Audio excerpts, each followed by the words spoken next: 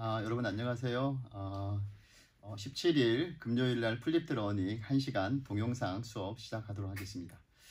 여러분들 아무튼 뭐 최근에 뭐 추석도 오고 또 실습의 양도 되게 많이 늘어나서 여러분 감정적으로 조금 분위기가 좀 더 업돼 있는 느낌일 텐데요. 여러분들 그럴 필요 없이 그냥 시간은 흘러가는 식으로 쭉 흘러가기 때문에 내가 그 속에서 나의 모습이 어디에 위치해 있는 그런 나 자신의 정체성에 관련된 것은 확실히 차지하면서 내가 지금 뭘 배우고 있고 내가 지금 무슨 일을 하고 있고 어느 공간에서 공부하고 있는지에 대한 부분들을 정확히 체크하게 되게 되면 뭐 시간이 그렇게 여러분들 지루하지도 않을 거고요. 힘들지도 않을 거고 여러분이 보람을 느끼면서 학교를 다닐 수 있을 거라고 생각을 합니다.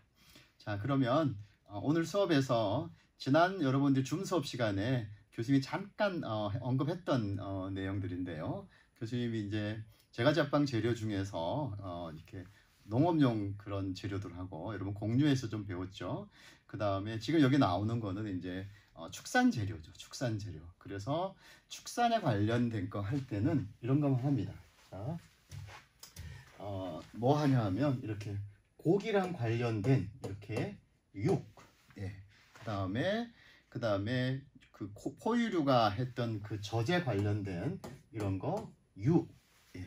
그 다음에 그 포유류의 어떤 그런 그 새끼 낳는 거 말고 알을 낳는 것에 관련된 것 중에 있는 이렇게 이렇게 세 개입니다. 그래서 여기 보게 되면 이것을 육류 가공 이렇게 얘기하고요.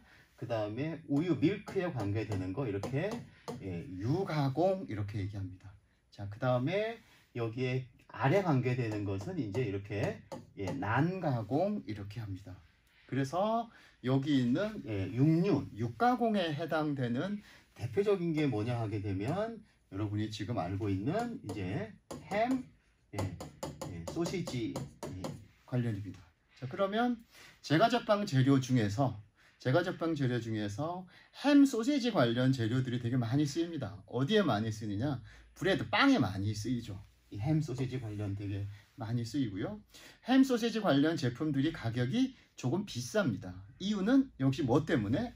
여기 있는 이 고기에 관련된 것으로 만드는 가공품이기 때문에 값이 여러분 이제 비싸질 수밖에 없죠. 그래서 이 소시지 관련 중에서 우리 제과제빵, 제빵에 있는 기능사 품목에도 소시지 빵이라고 있잖아요. 빵을 밀어가지고 여기는 프랑크 소시지 안에 집어넣어가지고 칼집을 딱딱딱딱 교차적으로 내가지고 하는 그런 이제 마요네즈도 짜고 이렇게 치즈도 뿌리고 이렇게 하는 게 있는데 그 소시지 빵인데 거기 안에 들어가는 소시지가 여러분들 맛있어야지만 사실은 소시지 빵이 만드는데 현재 여러분이 쓰고 있는 프랑크 소시지는요. 여기 있는 이 육류만 가지고 만드는 게 아니라 여기 있는 것 중에서 육에 여러분 물고기 있는 이렇게 있는 이 생선에 그러니까 미이용하는 굉장히 이제 생선으로 쓰기에는 조금 부족한 그런 미이용 수산물에 해당되는 이거를 같이 써서 그래가지고 만든 게 프랑크 소시지 저가형 소시지인데요. 이 앞에 있는 육류랑 관련된 여러분들 이런 소시지를 만들게 되게 되면 진짜 맛있는 소시지가 되죠. 이게 돼지고기로 만드는 건데요. 자, 그 다음 여러분들이 햄으로 가게 되게 되면 최근에 여러분 햄 제품 중에서도 이제 하몽 관련 제품들은 워낙 비싸잖아요. 하몽. 그 다음에 여러분들 베이컨 관련 제품들이 이제 되게 많이 나오죠. 베이컨 관련 제품들이 빵 속에서 응용하는 것도 되게 많이 나오죠. 그 베이컨 한 장 되게 비싸잖아요. 그런 것처럼 그게 우리가 지금 이런 그 베이킹 재료로 제과제빵 재료로 사용을 하지만 사실은 여기 있는 이 고기 축산에 관련된 식문화 속에서 탄수화물 원으로 먹을 수 있는 빵하고 그 다음에 단백질 원으로 먹을 수 있는 뭔가 식재료가 이제 이것이 되는 거죠. 자, 그 다음에 오늘 여러분하고 수업하는 내용 중에 포함되는 내용입니다. 그게 뭐냐 하게 되면 여기 있는 이제 유가공입니다. 여러분들 포유동물의 젖이죠. 이 유가공에 관련된 것은 이제 교수님이 여기에 내용 중에서 뭐 생크림도 해당할 수도 있고요, 치즈도 해당할 수도 있고요, 다 뭐 버터 다 여기에 이제 다 해당되는 이제 유가공이고. 근데 여러분 여기 있는 난가공에 해당되는 게 뭐냐라고 하게 되게 되면 이 난가공이 뭐냐 하게 되면 여러분들 이제 이게 마요네즈죠. 자, 제과제빵 관련된 것 중에서 충전물하고 뭐 관계되는 거, 안에다가 뭐 싸야 되는 거, 뭔가 버무려서 뭔가 하는 크로켓 같은 형태가 하든지, 뭔가 이렇게 섞어서 하는 형태로 쓸 때는 마요네즈를 되게 많이 씁니다. 왜냐하면 이 마요네즈에 가지고 있는 성질 중에서 마요네즈 적당한 소금이 들어있기 때문에 마요네즈로 간을 한다고 볼 수 있을 정도로 마요네즈를 되게 많이 씁니다. 그래서 이 난가공의 대표적인 게 이런 마요네즈인데요. 그 샌드위치 만드는 형태 뭐 이런 것들도 역시 마요네즈가 역시 그 맛의 기본을 이루는 겁니다. 뭐 여러분들 마요네즈 만들어 쓸 수 있잖아요. 예, 그래서 교수님 지금 얘기했지만 우리는 지금 제과제빵 재료 중에서 사실은 우리가 쓰고 있는 식문화의 재료를 쓰지 않고 있는데, 만약에 여러분이 지금 교수님이 말했지만 소세지 빵을 만들어야겠다라고 하게 되게 되면, 아 그래, 빵에 대한 기본적인 것에서 곡류로 연결될 수 있는 브레드를 만들고 그 안에 내용물에 관련된 걸 축산을 쓰게 되면 어떻겠느냐라고 할 때 쓰게 되는 거죠. 이런 것들 중에서 여러분들 햄버거 종류 되게 많아요. 그래서 제주도에 가보게 되게 되면 이런 제품들 되게 많고요. 빅버거 형태들이 있어요. 그래서 이쪽에 바깥에 있는 여기 있는 이 버거 빵들은 여러분들이 이제 보리, 뭐 호밀 이런 걸로 이렇게 만들고요. 그다음 이 안에 패트가 들어가는 것은 이제 제주 안에 있는 뭐 흑돼지 이런 것들이 있잖아요. 근데 여러분 고기를 구워 먹게 되면 어떨 때가 제일 맛있어요? 고기는 구운 다음에 따뜻할 때 바로 먹어야죠. 만약에 구운 다음에 좀 지나서 먹게 되게 되면, 삼겹살 밤에 구워서 맛있게 먹었는데 아침에 좀 남았어요. 그거 입에 넣을 수 있어요? 굉장히 딱딱해졌죠? 왜? 고기가 이렇게 열변성이 나가지고 이렇게 육즙도 다 빠지고 이래서 굉장히 딱딱해지거든요. 그러면 결국은 뭐냐? 생고기로 여기 안에 들어갈 패드를 만든 다음에 사람들이 줄을 서게 하면서 여기 있는 이 브레드 속에서 같이 여러분 야채하고 같이 뭐 사과 같이 해서 이렇게 소스, 머스타드 소스하고 이래가지고 햄버거를 만들면 특별한 배합이 없어도 이 안에 있는 내용물들이 지금 교수님이 얘기했지만 생고기를 쓸 수 있는 형태에 된다 하게 되면 굉장히 맛이 있겠죠. 그래서 여러분들 어떤 식의 문화를 좀 알게 되게 되면 재료에 활용해서 대단히 좋은 방향으로 갈 수 있는 아이디어가 많이 생기게 됩니다. 그래서 교수님이 다시 얘기하지만 재료 공부를 열심히 하게 되게 되면, 그러면 여러분이 제품 개발하거나 새로운 제품을 만들어서 여러분 고객들을 이렇게 여러분 가게로 끌어들이게 하기 위해서는 역시 교수님 마무리자는 재료를 잘 아는 게 대단히 중요하다, 이런 얘기를 교수님이 많이 했습니다. 자, 그러면 여기에는 육가공, 난가공은 교수님이 지금 여기 손 안 대고요. 뭐만 가지고 하느냐? 이제 여기 있는 이제 육가공에 관련된 것만 교수님이 지금 다시 정리해서 여러분한테 지금 동영상 수업을 하고 있습니다. 자, 교수님이 지난 시간에 잠깐 건드렸던 내용인데요. 우유 안에는 굉장히 많은 87%가 사실은 물이에요. 그러니까 물이니까 물로 뭐 이렇게 만드는 것 중에서 빵 재료 중에선 우유 식빵에서 여기 있는 것 중에서 이 87%가 물을 대신해서 반죽을 치는, 빵에서 수화시킬 수 있는 기능 이거 하겠죠. 예. 그 다음에 여러분들 우유 안에 있는 것 중에서 단백질이 교수님이 3.3%라고 그랬잖아요. 이거 뭐 만든다고 그랬어요, 교수님이? 예, 이거는 결국은 이제 치즈로 가는 거고요. 그 다음 지방이 4.4%인데 이게 어디로 가느냐? 여러분들 여기 있는 것 중에서 생크림 가고요. 예, 그 다음에 여러분 뭐 간다고 그랬어요? 예, 버터 가는 거 하죠. 그 다음에 탄수화물은 여기 포함해 있는 이게 5%인데 우유 안에 있는 여러분 당이라고 그래서 이거 무슨 당이라고 그랬어요? 우유 안에 있는 당 여러분 이제 유당이라고 그랬고요. 그래서 유당을 먹고 유산을 만드는 거, 유당을 먹고 유산을 만드는 균, 박테리아, 걔 이름을 뭐라고 하느냐? 이걸 만드는 박테리아를 뭐라고 하느냐? 여러분들 이제 유산균이라고 그러잖아요. 그래서 이제 우유 가지고 이제 교수님도 요구르트 만들어 먹는다 그랬잖아요. 그래서 이렇게 유산을 만들게 되게 되면 여기 만들어지는 이 산이 여러분들 뭐가 돼요? 단백질이 여기 안에 있는 우유를 여러분 어떻게 이렇게 응고시키는 이런 기능이 있습니다. 그래서 요구르트 만들게 되게 되면 이렇게 이렇게 커드 상태로 이렇게 그런 형태로 만들어지는 이제 요구르트가 만들어지죠.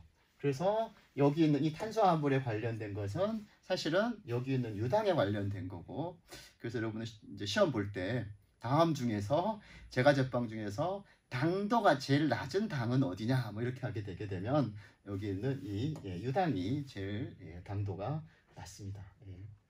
그 다음에 여기 있는 무기질 비타민 이런 것은 여러분들 교수님이 수업 시간에 유청이라고 그랬죠. 그래서 우유 안에 있는 여기 있는 단백질을 응고시키고 남은 나머지 물을 유청이라고 그랬는데 그 유청 안에는 이런 게 되게 많이 들어 있습니다. 그래서 이런 유청이 되게 많이 들어 있는 걸 가지고 음료수로 만든 거, 뭐 특정 상표를 여러분 해서 좀 미안하지만 여기 있는 무슨 이제 파인애플 뭐 이런 거, 뭐 사과 주스 뭐 이런 걸로 해가지고 유제품 그 만드는 브랜드에서 이렇게 이런 팩에다가 나오는 형태 음료를 많이 만들었죠. 여러분 아직도 나오는지 모르겠는데 쿨피 땡땡 뭐 이런 거 뭐 쿨피 이런 거들 나오잖아요. 이런 것들이 전부 다 사실은 유청에 관련된 이걸로 만드는 이제 음료가 되겠습니다. 자, 전체적으로 교수님이 이제 축산과에 관련된 제과제빵 재료에 대한 개념을 설명을 했는데요. 자, 그러면 우유 안에 있는 단백질의 이름이 뭐냐라고 하게 되면 우유 안에 있는 단백질은 이렇게 보게 되게 되면 카제인하고 카제인, 그 다음에 여기 있는 이제 유청 단백질이라고 교수님 여기 있는 유청이란 말을 썼는데요. 그래서 카제인은 여러분들 응고가 되는데 여기 있는 유청 단백질 응고가 되지 않는 단백질들이 있습니다. 그래서 그 다음 페이지에 있는데요. 이제 그것에 대한 이야기를 여기에 카제인 단백질은 카제인이라는 이름을 가지고 있습니다. 자, 그 다음에 교수님 했지만 비타민, 우유는 보통 일반적으로 여러분 할 때 완전식품 이러잖아요. 그래서 그 안에는 여기 있는 단백질, 지방, 탄수화물, 비타민, 무기질 뭐 이런 것들이 되게 골고루 잘 들어있기 때문에 그렇게 얘기합니다. 그래서 비타민은 여러분들이 비타민 얘기할 때 이런 거 얘기합니다. 뭘 얘기해요? 이렇게 물에 녹는 수용성이냐, 물에 녹지 않고 기름에 녹는 이렇게 지용성이냐 이렇게 하는데요. 수용성 비타민만 먹어도 건강하지 않고요. 그 다음에 기름에 녹는, 여러분 이런 얘기 하죠. 삼겹살 기름이잖아요. 그 기름 안에 녹아있는, 그 기름을 먹는 게 아니라 기름 안에 녹아있는 굉장히 많은 유익한 성분도 굉장히 많이 들어있어요. 그 대표적인 게 뭐냐? 여기 있는 이제 지용성 비타민인데요. 우리는 이렇게 얘기하죠. 지용성 비타민에 관련된 개 이름은 뭐냐? 비타민 A, 그 다음에 비타민 D, 비타민 E, 비타민 A, K, A, D, E, K 비타민 이런 종류들은 여기 기름에 잘 녹고요. 자, 그 다음에 수용성에 잘 녹는 비타민은 뭐냐 하게 되면 여기에서 한국말로는 B군, 그 다음에 여기는 영어로는 B그룹 이런 거 하죠. 여러분 이게 뭐냐면 B1, 뭐 B2, B6, B12 뭐 이렇게 많이 하는데 이게 다 B죠. 그래서 B군이라고 부르고요. 그 다음에 대표적인 게 뭐냐면 비타민 BC입니다. 이런 것들이 이제 이거는 수용성 비타민, 물에 녹는 비타민인데요. 자, 우유 안에도 굉장히 좋은 비타민이 많이 들어있죠. 여기 있는 것처럼 비타민 A도 되게 많이 들어있고요. 그래서 약간 영양학이나 이런 제과제빵 관련 쪽에서 이렇게 눈과 관련된 어떤 질병에 좋은 비타민은 뭐 이런 거 얘기하게 되게 되면 비타민 A를 찾으면 되죠. 요즘에 이제 비타민 C가 죄송합니다. 항산화에 관련된 비타민이라고 그래서 이제 선전에 되게 많이 나오죠. 뭐 유재석에도 나오고 이런 거 나오는데 이 비타민 C도 되게 많이 있습니다. 자, 그 다음에 여기 있는 또 효소. 여러분 이제 식품을 배울 때 효소와 효모를 다르게 하는데요. 효모는 사실은 미생물입니다. 다릅니다. 효소하고 이 효소는 단백질이에요. 그냥 단백질. 단백질인데 우리 몸 안에서 여러 가지 대사라는 것은 여러분 이제 당이 들어갔으면 그 당을 여기서 흡수하고 뭔가 분해시켜주고 뭘 만들고 뭐를 합성하고 이렇게 해서 몸속에 굉장히 많은 에너지 공장으로 이루어지는 복잡한 굉장히 많은 이런 과정이 이루어지는데 그 과정의 전체를 뭐라고 그러느냐? 대사라고 그럽니다. 근데 그 대사를 하는 중요하게 다음 과정으로 가는 그 곳곳에 들어있는 어떤 그 키가 뭐냐면 여기 있는 이제 효소라는 겁니다. 그래서 이 효소가 몸 안에 대사를 일으키는 가장 중요한 물질인데 우유 안에도 이제 여러 가지 물질이 들어있어서 결국은 우리 몸에 유익한 영향을 합니다.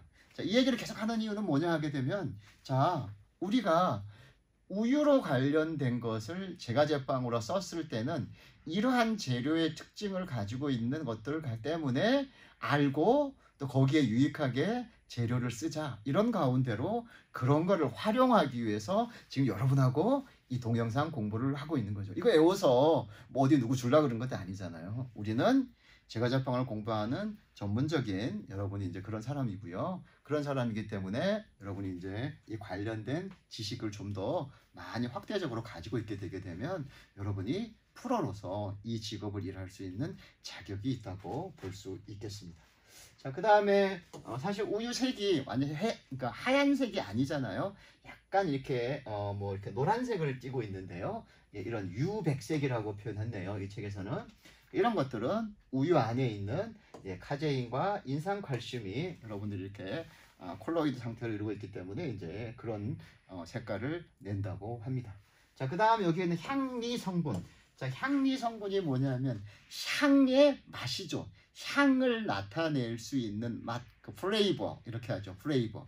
예, 그런 플레이버를 향미, 향의 미 맛이죠.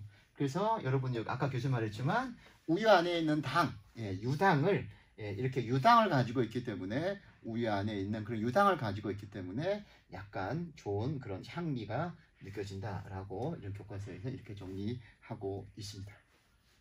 자, 그 다음에 뭐 우유 저장과 산도 뭐 이렇게 되어 있는데요. 이건 너무 세부적인 좀 패스하고요. 이것만 하나 보겠습니다. 자, 소가 송아지를 낳고 송아지를 먹이기 위해서 우유가 젖이 나오잖아요. 그 포유류의 젖이 우리는 이제 밀크로 먹고 있는 거죠. 근데 우유에 이렇게 뭐랄까 젖소가 소를 짜게 될 때 우유를 짜게 될 때 굉장히 주변에 오염될 수 있는 상황이 될 수 있고요. 또 소도 약간의 이렇게 질병에 걸 수 있는 상황이 있을 수 있습니다. 그래서 소가 걸린 질병이 만약에 그 우유에 포함이 돼 있다 하게 되게 되면 그 우유를 여러분 살균하지 않고 사람이 그냥 먹었을 때는 소가 가지는 질병을 사람한테 그대로 옮겨질 수 있는 거죠. 여러분 지금 이제 돼지 콜레라 관계 때문에 돼지를 어마어마한 양 죽이고 있고 그 다음에 조류 독감 관련해서 뭐 도살처리라고 그러죠. 어마어마한 닭새끼들을 이제 뭐 묻는 상황도 이제 뉴스에 참 많이 나오는데 요즘에 코로나 뉴스 때문에 그런 뉴스들이 굉장히 많이 이제 잠겨져 있죠. 근데 그런 거 하는 이유는 뭐냐 하게 되게 되면 조류 독감. 여러분들이 이제 조류, 새가 걸릴 수 있는 독감 바이러스가 그걸로 인해서 사람이 독감에 걸릴 수 있는 상황에서 사람이 죽을 수도 있다라고 생각이 되기 때문에 이제 그러한 것이 문제가 되는 질병이가 되는 거죠. 자, 그렇게 되게 되면 소가 여러분들 포유동물이 만들어내는 젖으로서 우유를 여러분이 하게 되게 되면 그 우유는 그냥 먹을 수가 없는 거죠. 그냥 먹을 수가 없으니까 반드시 거쳐야 될 게 뭐냐 하게 되면 여기 이제 이렇게 살균 과정을 거치게 됩니다.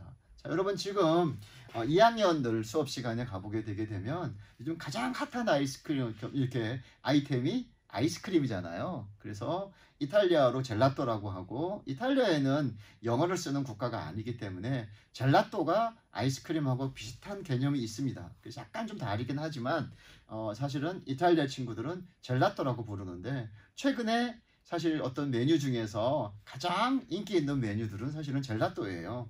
그 젤라또에 있는 것 중에서 그 만드는 베이스 중에서 화이트 베이스, 밀크 베이스라고 그러는데요. 우유기원 베이스가 가장 기본한 건데 이탈리안 말로 피오르디 라떼라고 그러는데요. 피오르디 라떼. 그런 밀크 베이스, 흰 색깔 화이트 베이스에 있는 아이스크림의 기본 배합인데요. 그런 것들을 만들 때 우유가 엄청나게 많이 들어갑니다. 자, 그러면 그 우유가 들어가는 그 기본적인 베이스에 있는 우유를 여러분들 아이스크림 만들 때 가장 먼저 해야 되는 작업이 뭐냐 하게 되면 아이스크림 통에 가서 얼리기 전에 그럼 이런 거 프리저라 그러잖아요. 얼리는 통을. 그래서 레시피를 만들어서 그걸 아이스크림 믹스라고 그러는데요. 그 아이스크림 믹스, 여러분 얘기한 그 안에 설탕, 뭐 유크림 다 들어갑니다. 그 집어넣은 걸 아이스크림 믹스를 갖다 얼리는데 그 믹스를 여러분 항상 반드시 해야 되는 공정 중에 뭐냐 하게 되면 살균입니다. 근데 그 살균 공정을 거칠 때 가장 뭔가 문제가 될 수 있는 요인이 될 수 있는 게 뭐냐면 우유입니다. 우유. 그렇기 때문에 여러분이 지금 먹는 마트에 가보게 되면 이렇게 한 팩, 이렇게 뭐 500ml, 200ml, 뭐 최근에 잠깐 눈속임하기 위해서 900ml짜리도 나오는데요. 1리터짜리, 뭐 1.5리터짜리 우유가 있는데 그 우유는 목장에서 짠 우유를 단 한 가지밖에 거치지 않았어요. 사실은 또 균질화라고 그래서 요 다음 페이지에 나오는데 이렇게 지방 입자를 부셔주는 작업도 하긴 합니다만 가장 큰 공정을 거치는 것은 살균만 거치면 그 다음에 소가 짠 우유를 살균만 거쳐서 팩에 넣는 게 여러분 지금 쓰는 그런 우유가 되겠습니다. 그래서 조금 지나게 되면 사실은 그 우유를 살균할 수 있는 도구가 없기 때문에 목장에 싸도 우리 옆집에 목장에서 짜도 그 우유는 반드시 차를 타고 다시 우유회사로 가서 살균이 돼서 우리 동네 슈퍼로 오는 거죠.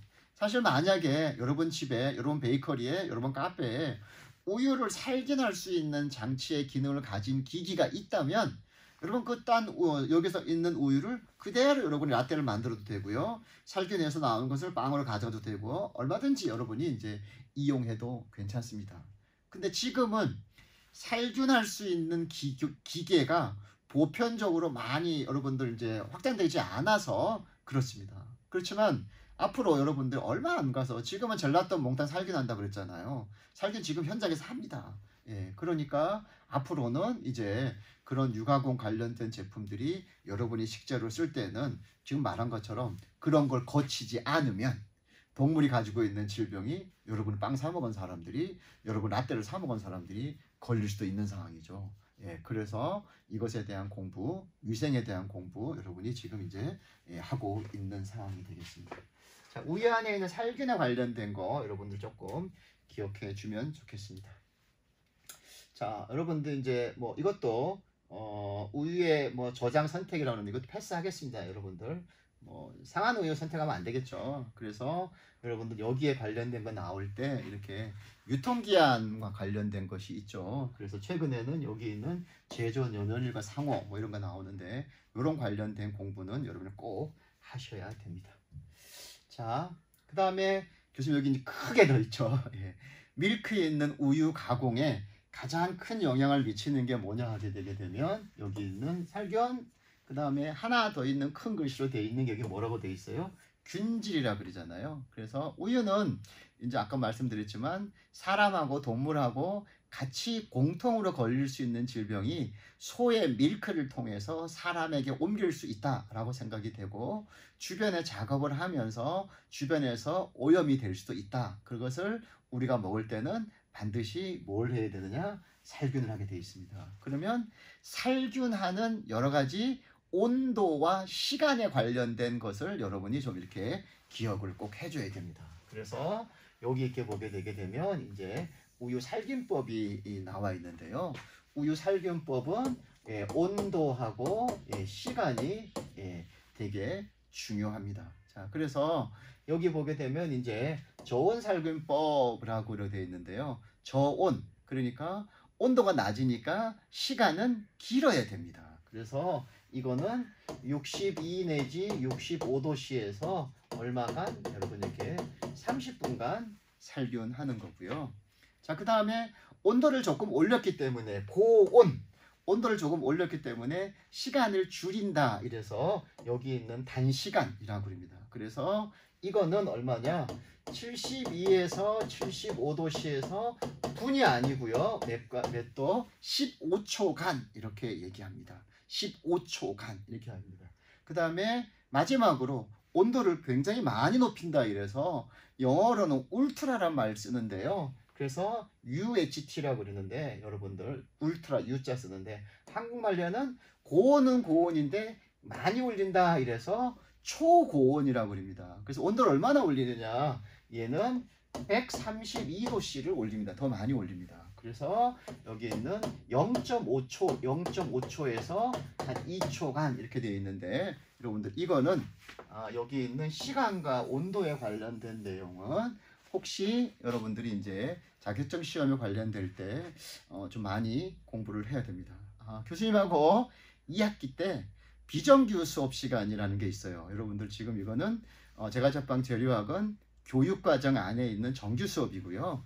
이제 비정규 관련된 수업들이 굉장히 많이 있습니다. 자, 강원도립대학은 여러분들 이제 이게 뭐 이런 말 많이 쓰잖아요. 이렇게 역량교육과정 이런 말을 많이 쓰는데요. 학교에서 교육과정 안에 1학년 1학기 무슨 수업 듣고 몇 시간에 듣고 월요일 수업 있고 뭐 있고 그 시간표대로 듣는 것이 있는 그런 정규 교육과정이 있고요. 이거는 몇 주 수업이냐면 15주, 15주 수업이잖아요.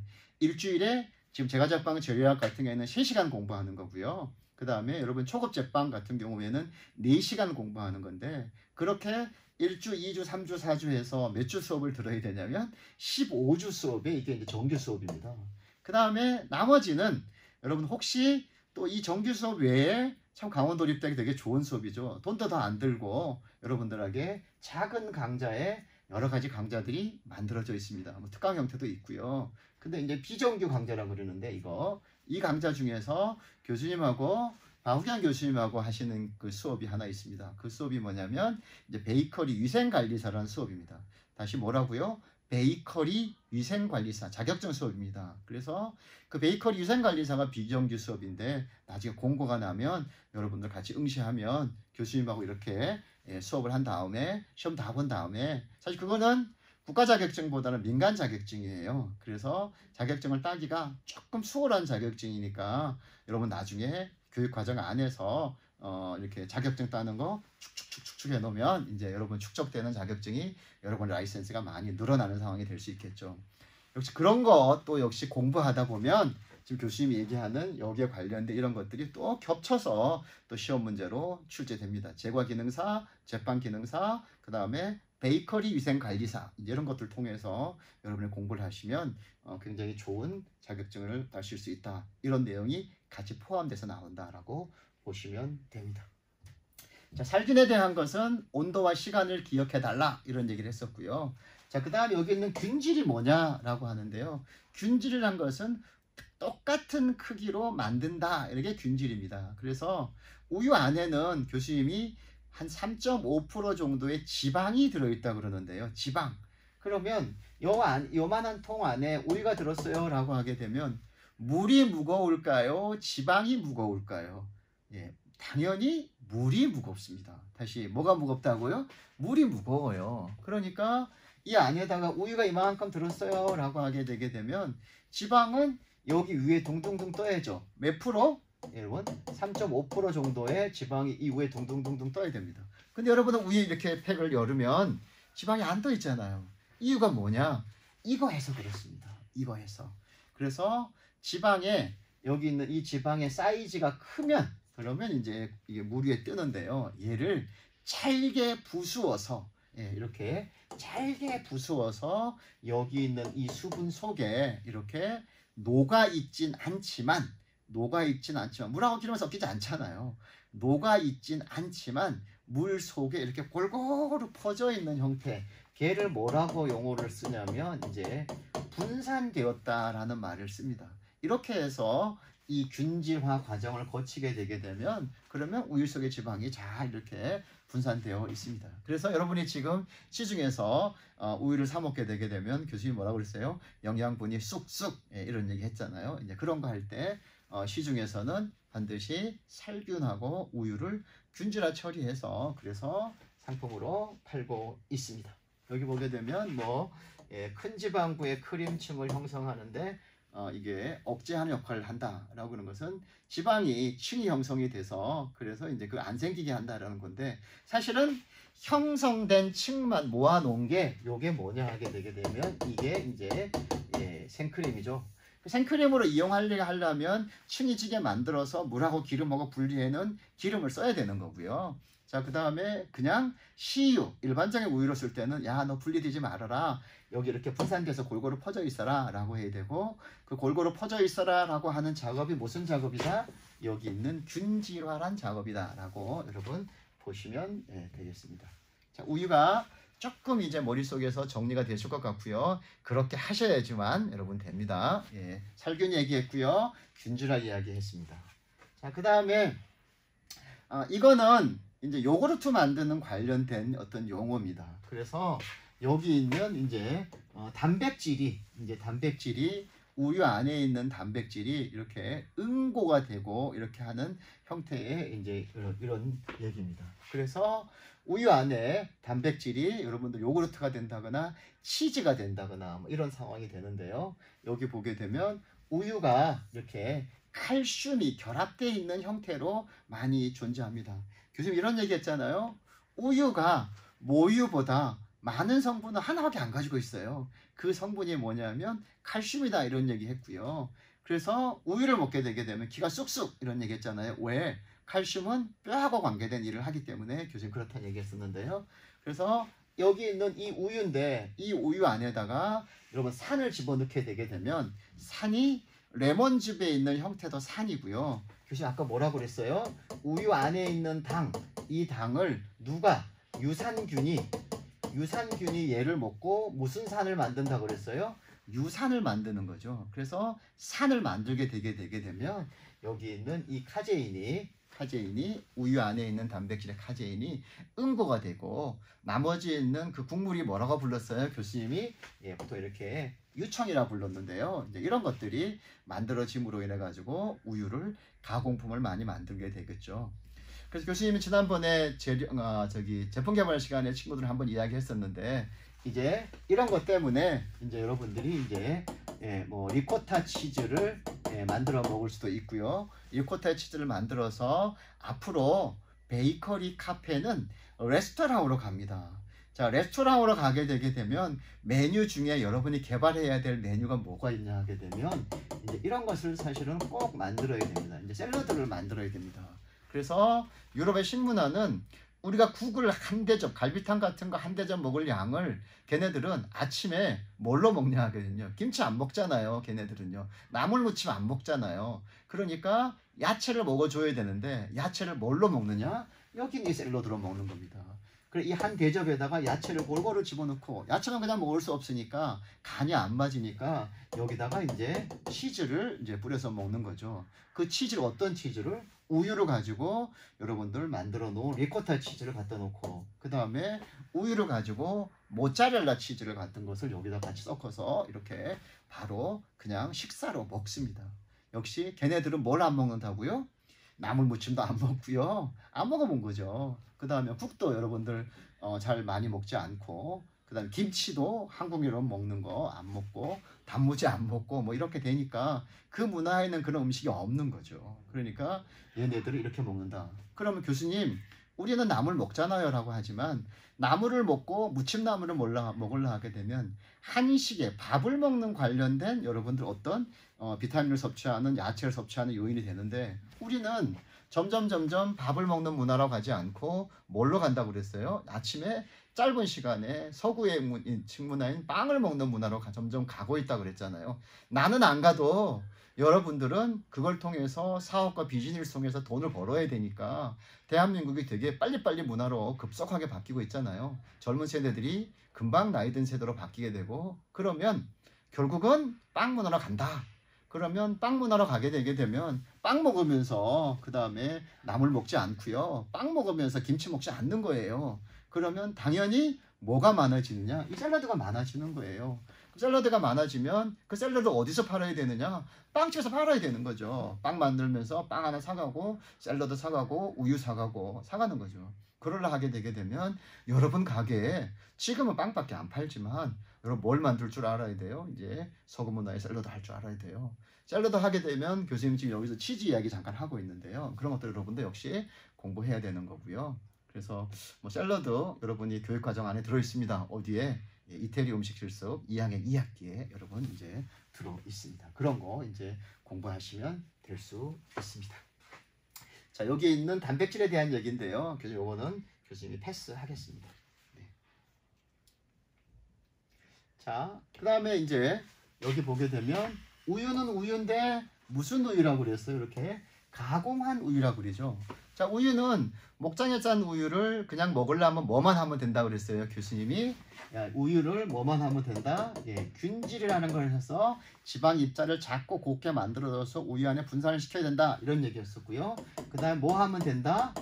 살균을 해가지고 인축 공통 전염병이나 주변에 오염된 미생물을 살균하면 된다. 이렇게 하게 되면 우유를 만들 수 있는 거죠. 근데 이 우유를 가지고 그냥 먹지 않고 뭐 대표적인 여러분 딸기 우유, 바나나 우유도 가공 우유고요. 초코 우유도 가공 우유입니다. 예, 그다음에 연유 같은 것도 다 가공 우유고요. 분유 가공이고요. 분유 안에도 전지 분유, 그다음 탈지 분유 다 가공입니다. 예, 그런 것들 다 여러분이 얘기하는 게 뭐냐면 가공 우유고요. 그것이 여기에 이렇게 예, 나와 있습니다. 그래서 뭔가 하나를 특별하게 암기하기보다는 전체적인 우유에 관련된 걸 좀 이해하면 여러분이 용어에 대한 단어에 대한 설명 되게 잘 기억할 수 있습니다.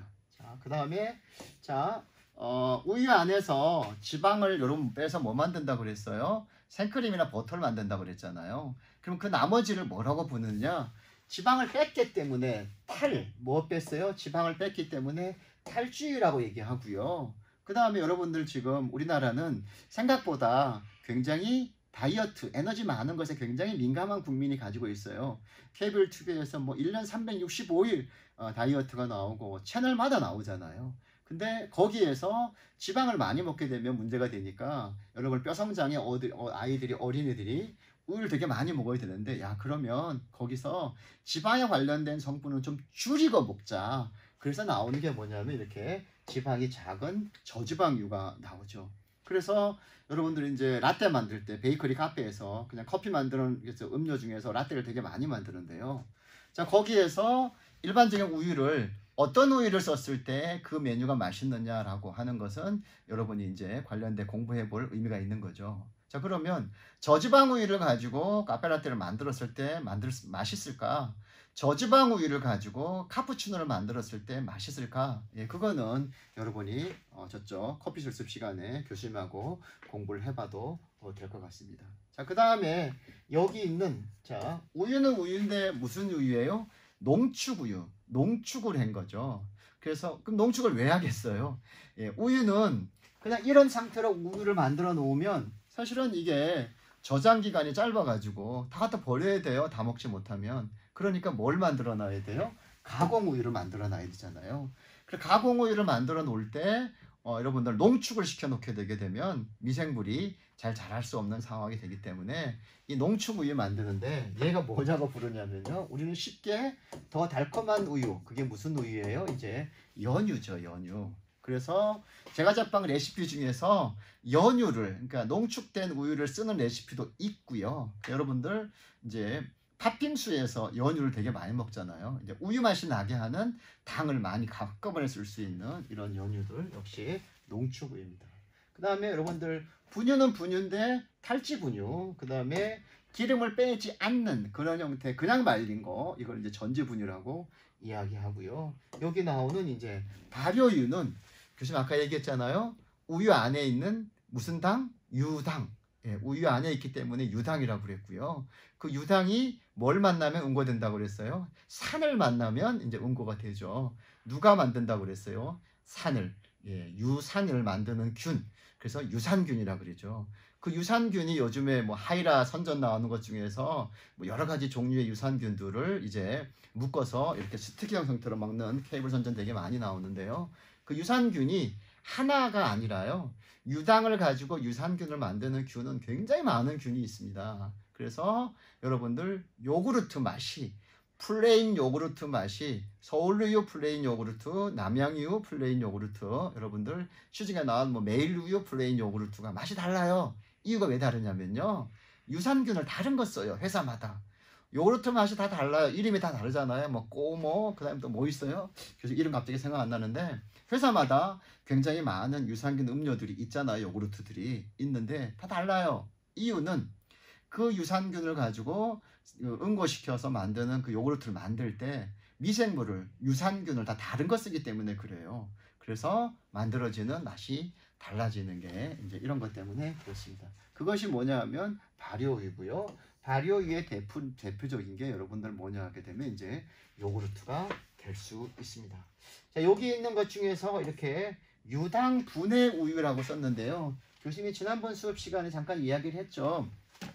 유당은 우유 안에 있는 유당은 유당 분해 효소, 그러니까 유당을 먹게 되게 되면 이제 유당이 몸속에서 분해가 돼서 단당류가 만들어져야 되는데요.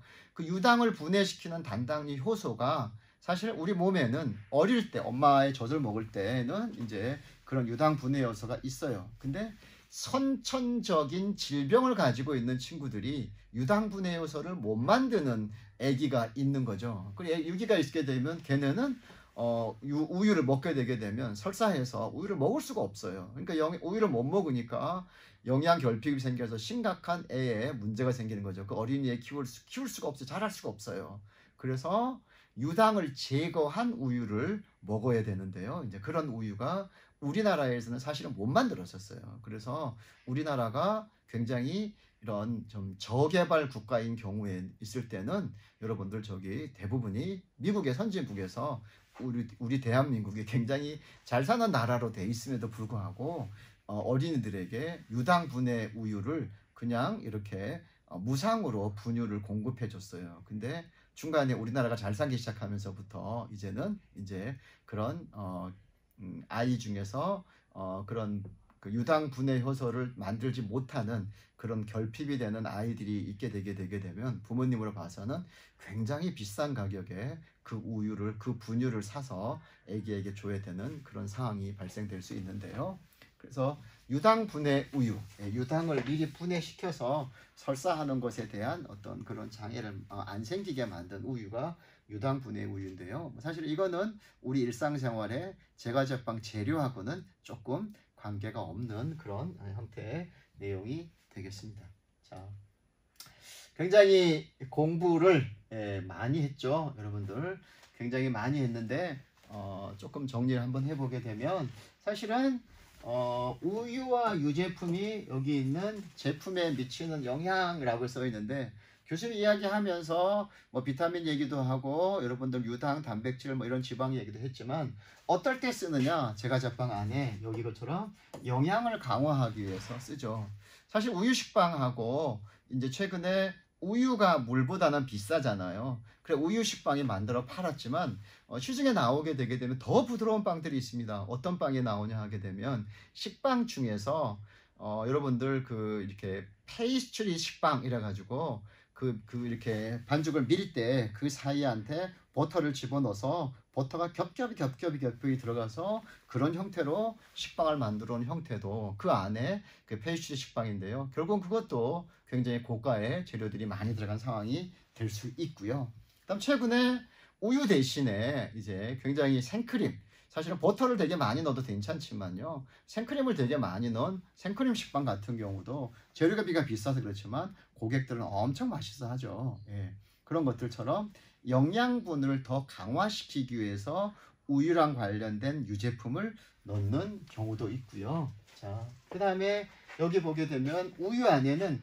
단백질뿐만 아니라 여기 보면 유리아미노산, 락토스, 뭐 여기 있는 환원당 이런 것들이 여러분들 갈색 반응을 일으키잖아요. 이게 뭐냐 하게 되면 아미노 카르보닐 반응 이렇게 하죠. 그래서 여기 있는 아미노기는 단백질이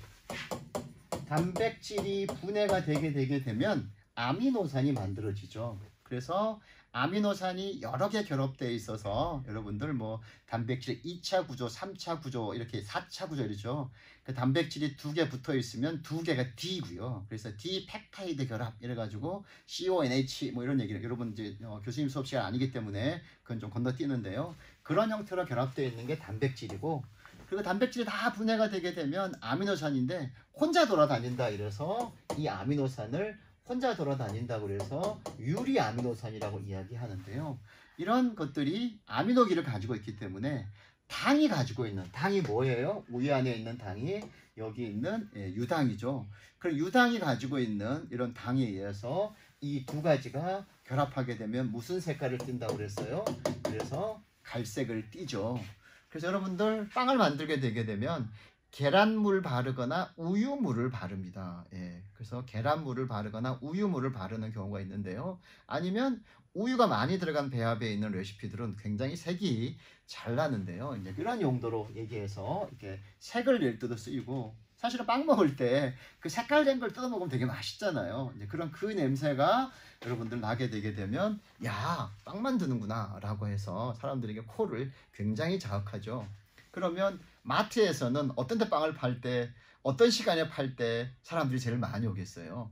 예, 사람들이 마트에 가장 많이 들어있을 때 오븐 속에서 빵을 구워야 됩니다. 이유는 오븐 속에서 빵을 굽게 되게 되면 지금 말한 아미노카르 반일 반응을 통해서 약간의 그 특유의 빵 굽는 냄새가 매장 안에 진동을 하겠죠. 그러면 그 매장을 걸어 다니는 사람은 빵 냄새에 진동해서 그래서 여러분에 있는 베이커리로 사람들이 오게 됩니다. 그래서 사람들이 굉장히 많을 때 베이커리 카페에서 또 빵집에서 빵을 굽는 게 여러분 맞습니다. 그 이유는 다 여기 있는 이제 이런 얘기를 하면 됩니다. 또 하나 되게 중요한 거는 여기에 이스트 발효가 필요한 빵에 유제품을 첨가하게 되게 되면 유제품은 여기 있는 이것에 발생될 수 있는 산을 이렇게 완화시켜서 제빵 계량제로 쓰일 수 있는 상황도 되고요. 그래서 사실은 우유 안에 있는 천연 발효로 가게 되게 되면 빵 안에 있는 천연 발효로 가게 되게 되면 사실은 이 안에 있는 우리가 넣는 효모, 이 효모는 여러분의 생이스트도 될 수 있고 인스턴트 드라이 이스트도 될 수 있고요. 되는데 이런 효모하고 그 다음에 빵 반죽에 들어있는 천연 발효에 있는 유산균, 요즘 여러분들 빵 만들 때 폴리시 쓰고 있는데요. 폴리시도 유산균이 아니라 이제 미생물을 효모를 먼저 발효시켜서 쓰긴 합니다만 그 발효하는 과정 중에서 유산균이 일부 더 포함될 수 있기 때문에 그 폴리시도 여러분들 이제 천연 발효의 일종인데요. 이 유산균이 여러분들 뭐 먹는다고 그랬어요? 우유 안에 있는 유당을 먹는다고 그랬잖아요. 그래서 반죽하는 과정 중에서 여러분의 베이스 중에서 분유나 그냥 일반적인 우유 이런 것들이 이제 이런 좋은 제품에 미치는 좋은 영향이 있습니다. 그래서 제과 제빵 재료 중에서 굉장히 우유는 되게 많이 쓰이죠. 이유는 교수님 뭐라고 그랬어요? 우유는 우리가 주로 쓸 수 있는 재료는 아니다. 우리는 농업에서 그래서 벼농사 중심의 농업을 가지고 있는 거고 밭농사 중심의 농업을 가지고 있는 거고 이게 벼랑 같은 이렇게 굉장히 비탈진 곳에서 그런 데서 농사를 지을 수 없잖아요. 그런 데서는 여러분들 동물을 키워서 동물이 풀 먹고 여러분들 나뭇잎 먹고 자라게 되게 되면 그 자란 것들이 새끼를 낳는 과정 중에서 발생하는 그런 밀크, 포유류의 밀크를 인간이 강제로 사실은 뺏는 거죠. 뺏는다기보다는 인간이 키워서 그런 거 얻는 거죠. 그런 것들을 가지고 앞에 있는 탄수화물의 빵하고 같이 겹쳐서 먹을 수 있는 게 사실은 그런 거기 때문에 우리는 그 식문화를 지금 따라가고 있고 그런 식문화가 좋아서 맛있어서 또 우리가 이용하고 있기 때문에 그런 경제활동 중에서 우리는 그 기술을 배우고 있기 때문에 그런 것들을 버릴래야 버릴 수 없고 그냥 여러분이 공부하고 가는 게 맞다고 생각이 됩니다. 자, 그러면 이제 뭐 우유 안에 있는 제품에 미치는 영향 이렇게 돼. 이게 에오라고 써 있는 게 아니죠. 여러분 여기 보게 되면 교수님 얘기했지만 전지분유 그냥 전체 우유를 말려놓은 거 전지분유라고 그랬죠. 탈지분유 여러분들 이제 유지방을 빼낸 그런 거 탈지분유고요. 그 다음에 버터 만들고 남은 우유 안에서 지방만 쫙 빼고 남은 버터만 빼고 남은 나머지 찌꺼기를 뭐라고 하면 그냥 뭐냐면 버터 밀크라고 그래요. 사실 찌꺼기라는 표현은 적당하지 않는데요. 이 버터 밀크 이런 것들은 사실은 여기 있는 이 제품 안에서 우리 지금 하고 있죠. 식빵, 롤, 케이크, 쿠키, 크래커, 도넛, 페이스트리, 브레즐, 비스켓, 파이 뭐 이렇게 굉장히 많이 있는데 이런 것에 여기 있는 이런 유제품의 재료들이 굉장히 많이 쓰이고 있다. 이런 얘기를 하나의 표로 좀 이렇게 정리를 해놨습니다. 자, 이거 애우지 않아도 괜찮습니다. 여러분들. 다음에 유제품에 관련된 색깔 교수님이 얘기했었는데 지금 금방 얘기했죠. 뭐 아미노카르 반일 반응 정도만 하시면 될 것 같고요. 그 다음에 아까 교수님이 애우지 말고 그다음에 맛에 관련된 것도 관계한다고 교수님이 이야기를 했습니다. 자, 그 다음에 이제 우유 관련 제품들 중에서 이제 여러분들 지방만 모아놓은 게 여기 있는 이제 생크림이라는 건데요. 이제 버터도 나올 거고 뭐 발효에도 좀 나오겠죠. 그러면 교수님이 오늘 플립드 러닝에 있는 동영상 녹화 수업 여기까지 해서 여러분에 있는데 저기 LMS에 올려놔서 여러분 공부하면 되겠습니다. 자, 늘 이제 해왔지만 교수님에게 나 공부 열심히 했어요 라고 하기 위해서 여러분들 한 줄 평 써가지고 볼펜으로 써서 사진 꼭 찍어서 교수한테 보내잖아요. 그래 교수님이 개인톡 보내게 되면 계속 다른 톡들이 이렇게 같이 와가지고 여러분이 보낸 걸 찾게 되면 막 내려가서 찾기 되게 어려워서 전체톡 우리 있는 전체톡에 올려주시면 교수님이 그거 다운받아서 이렇게 정리를 해놓습니다. 그래서 여러분이 시험 볼 때 여러분의 학점을 높여주기 위해서 좀 부담을 줄여주기 위해서 100% 중에 중간고사 30%, 기말고사 30%, 그 다음에 여러분이 지금 내는 이 보고서 점수 20%, 그 다음에 출석 20% 이렇게 해서 성적을 내기 때문에 교수님이 이렇게 이 동영상 강의를 들어서 한 줄 써주는 강의 평이 여러분의 성적하고 관계되는 내용이고 여러분 교수님이 그것을 좀 덜어주는 의미에서 또 플립드 러닝을 좀 이렇게 좀 지루하지만 공부한 친구들에게 좀 이렇게 좀 더 가산을 주기 위해서 이렇게 한 줄 평을 쓰는 거니까 조금 힘들어도 교수님 수업 잘 들었으면 정리해서 이렇게 업로드 시켜 주시기 바랍니다. 자, 그러면 사실 오늘은 여러분들이 수업 받는 날은 금요일이고요. 교수님 이 녹화하는 날은 지난주에는 수요일 날 했는데 오늘은 목요일 날 지금 여러분 여기 유튜브실에서 혼자 하고 있습니다. 자, 해서 업로드 올려놓겠습니다. 여러분 열심히 공부하시고 제과 기능사, 제빵 기능사 또 제품 개발할 때 또 여러 가지 기술을 배울 때 응용하시고 하나 비정규 수업도 있다고 그랬죠. 베이커리 위생관리사 할 때도 이런 것들이 같이 도움이 되니까 같이 겸사겸사 같이 공부하시면 제과 제빵 기술을 배우는 여러분들의 실력이 쑥쑥 올라갈 거라고 생각합니다. 자, 그러면 수업 마치겠습니다. 여러분 감사합니다.